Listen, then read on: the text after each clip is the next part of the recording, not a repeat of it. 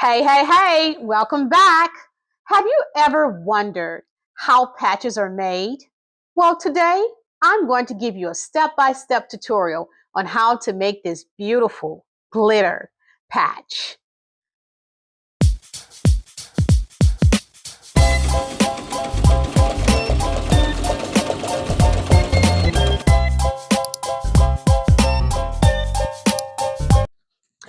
All right, so in order for you to complete this patch, you're going to need a few supplies and materials.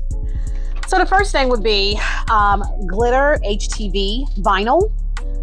What I would usually do is I would take, and you must take and separate the plastic from the glitter HTV. So just slowly take that off and remove the plastic part, which is the topping, and then you have your glitter HTV. Okay, so we need that. We're gonna also need twill. So I have this twill here, it's brown. We need that as well. You will also need 2 pieces of tearaway stabilizer. I always keep this on hand. This is my favorite. It is 505 temporary adhesive. I always have extra cans of this on hand, especially when you do an applique. So I always keep this handy. So I have this as well. Also, a hoop. So this is the hoop that came up with my Poolin EOX machine, multi-needle machine. So I'll be using this as well. And this is a 7. It's measuring 7 by 7 inches. I will also be using Ultra Bond Heat Bond, the Ultra Code Heat Bond. So I'll be using that as well. When you're dealing with applique, it's always good to have different types of scissors. I do have these different types of scissors. This one is the one with a little curve. It has a little curve at the end. So I always keep these in handy when I'm dealing with appliques. This one, they call this the duck bill, I believe, scissors. And duck bill scissors. It's a special name, but it has this special thing for appliques. And my favorite, which is almost like these are very, I call it surgical scissors, and I love these for the little small, to get the little small threads and stitches, to remove those small threads and stitches. Okay, all right, so first thing first, I'm going to take and I'm going to hoop my hoop. So I always like to start with the bottom, and I usually just place these 2. I'm going to place the 2 pieces of tearaway stabilizer, and I'm just going to hoop it. So I'm going to hoop that. Give me 1 minute and tighten this.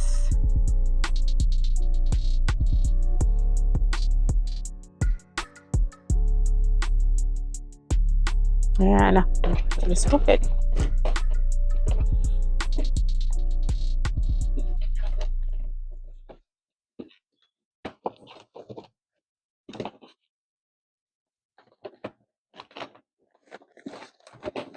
Move this out the way, and I'm going to just make sure I hoop give me 1 minute.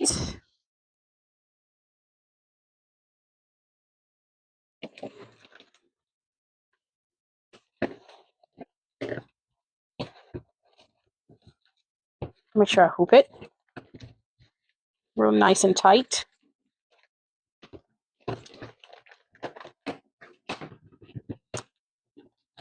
And this is using the hoops. This is not a mighty hoop. This is just using the hoop that came with the machine. Okay. And now that I have it here, I'm going to take it over to the machine and start my placement stitch.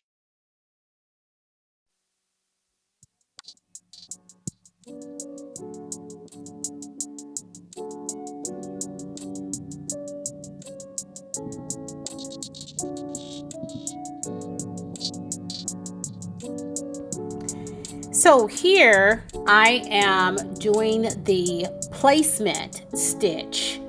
I'm putting the brown twill first.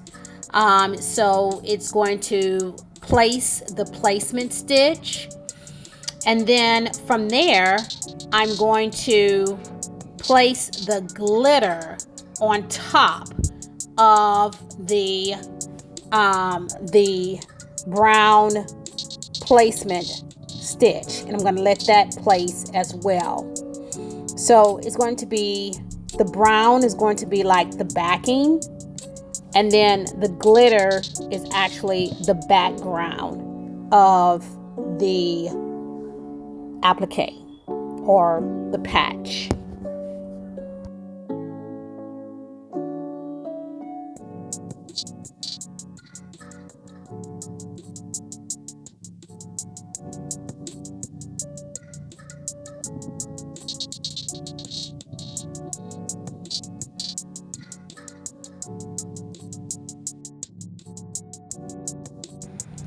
I am removing the hoop from the machine to trim the glitter and to trim the brown twill before I do the satin stitch and put it back into the machine.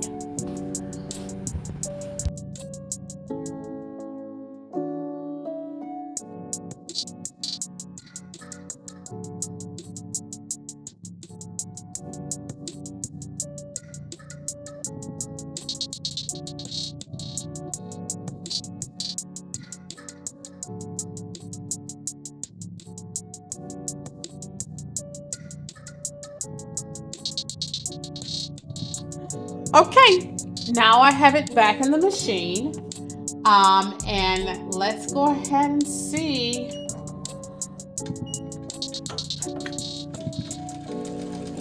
how it's going to continue.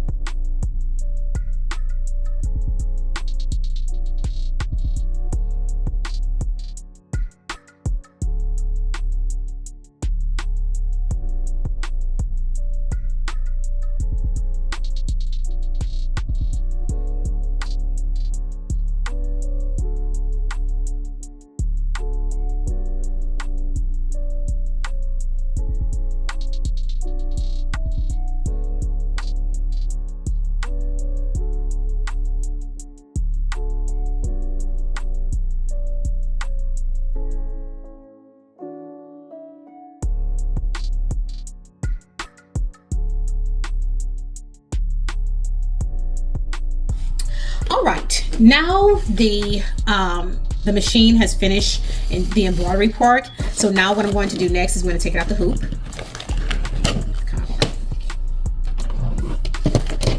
Okay, remove it from the hoop.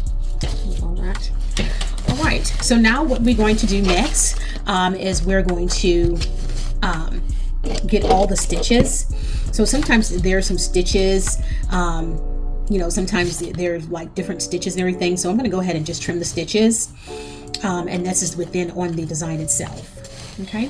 After I've trimmed the stitches, the next thing I'm going to do is I'm going to go ahead and tear away the tearaway stabilizer.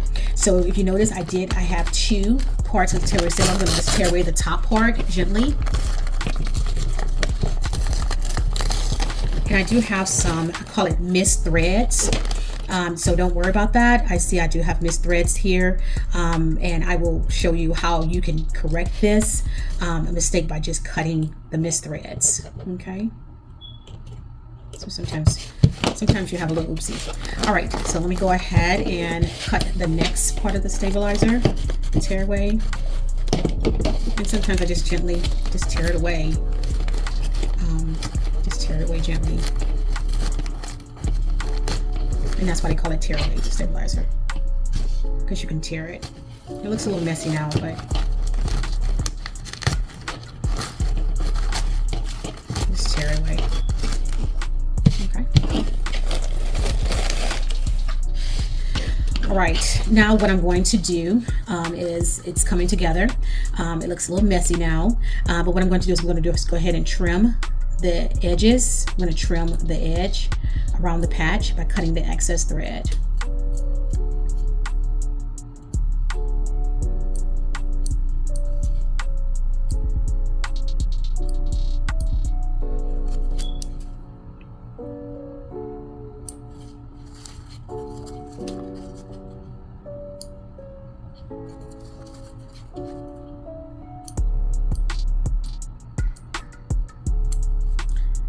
And different people make patches. They have different methods when it comes down to making patches, but this is my method. And also I use different methods when it comes down to making patches. But let's trim this.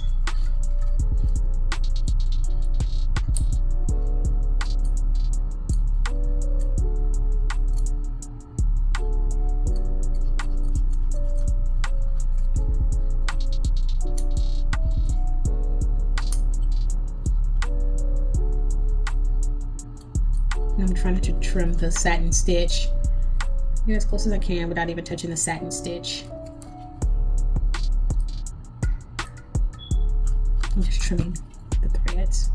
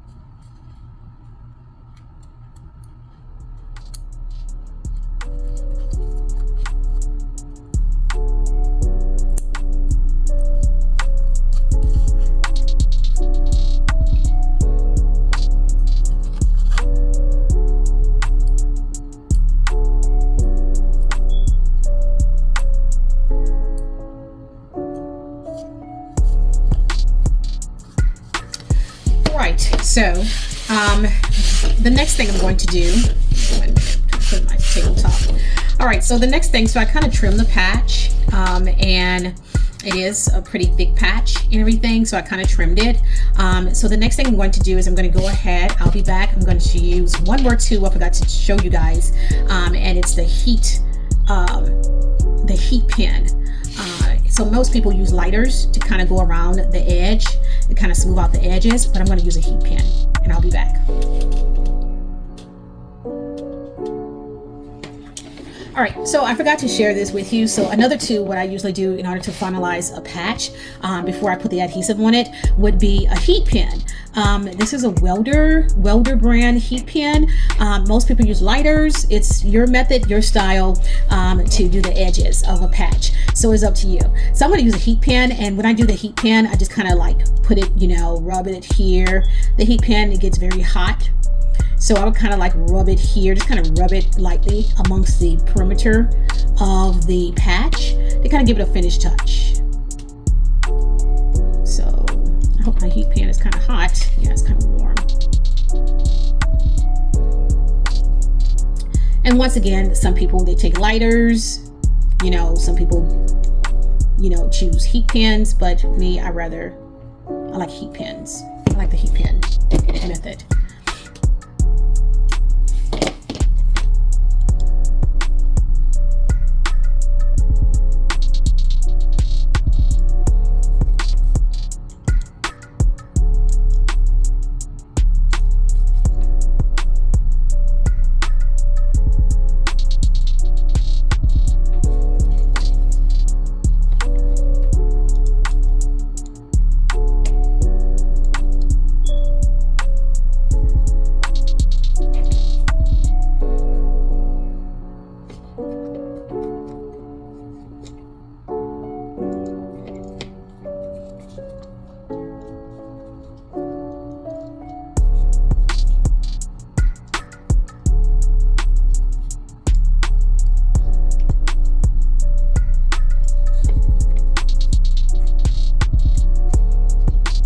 Okay, and so after you lightly do the perimeter of that with the heat pen, just be very careful because you don't want it to burn.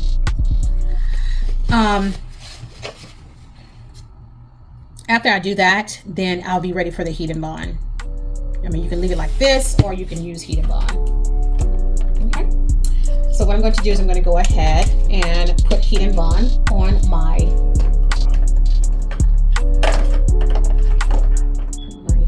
So I'm going to go ahead and put just a little heat and bond now, just to finalize this patch, and kind of give it a press.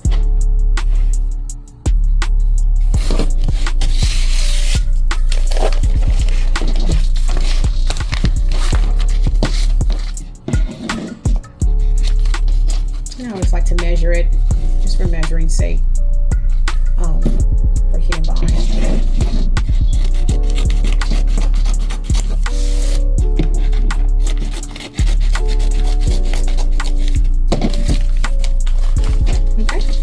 So when you're doing heat and bond on this type of patch, you would always place, like, this is the rough side, so you're going to place this on top of the rough side, okay, and then that what gives you your heat and bond. So I always like to turn it over, and I always like to put it on top of a cloth or some type of paper, because I do not want the glue to stick to my table. So I would have to just take and make sure that when you're dealing with heat and bond, with the heat and bond ultra hold, there's a rough side here, and so what you're going to do is you're going to place your patch on top of the rough side and turn it over, because you want that adhesive to touch the patch. Usually I place it on some type of towel, cloth, or an extra paper, and I will take my Cricut Mini. So this is a Cricut Mini, and I would just take it, I would just place it there. I would just kind of like, you know, place that ultra hold there. And I would just glue it to the back of my patch.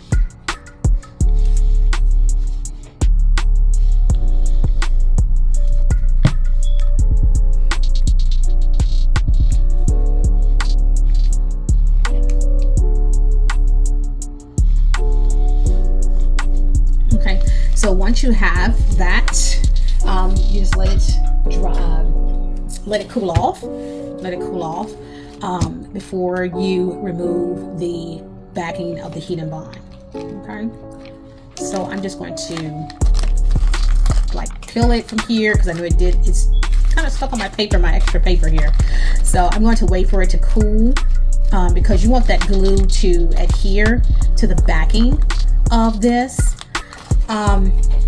Sometimes, like if you have a client or a customer, you can actually just cut around the heater bond, and you can leave this like a professional view or a professional part there.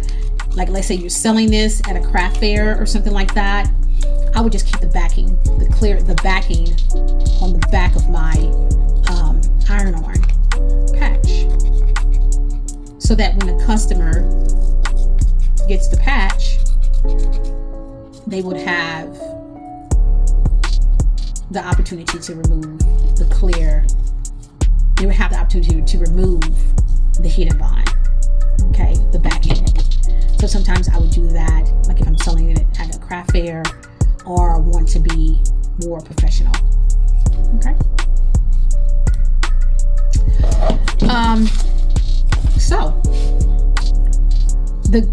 So you may say, well, how is the glitter is adhering to the twill? So what I'm going to do, I'm going to go ahead and make sure I to make sure that I place the glitter, make sure that the glitter is placed correctly, is sealed on top. I'm just going to take my Cricut and I would just take and just kind of press it a little bit, press the top as well, kind of press the top as well, to make sure that the HTV is adhered to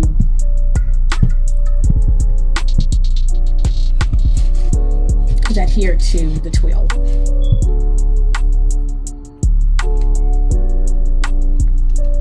And sometimes you don't have to take it back, but you can just do that if you want to. So this Cricut press, this mini Cricut definitely comes in handy. Oh, my mini Cricut.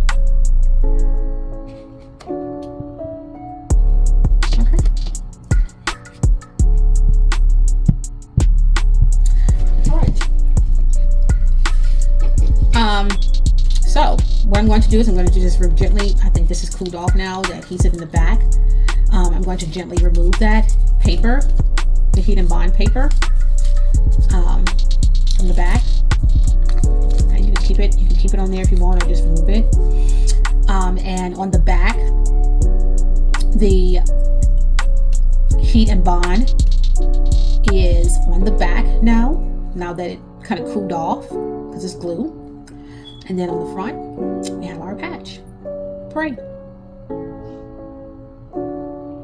Until next time, if you want a copy, a free digital copy of this embroidery file, just leave me a message, and I will be glad to share this with you along with a material supply list. Until next time, bye.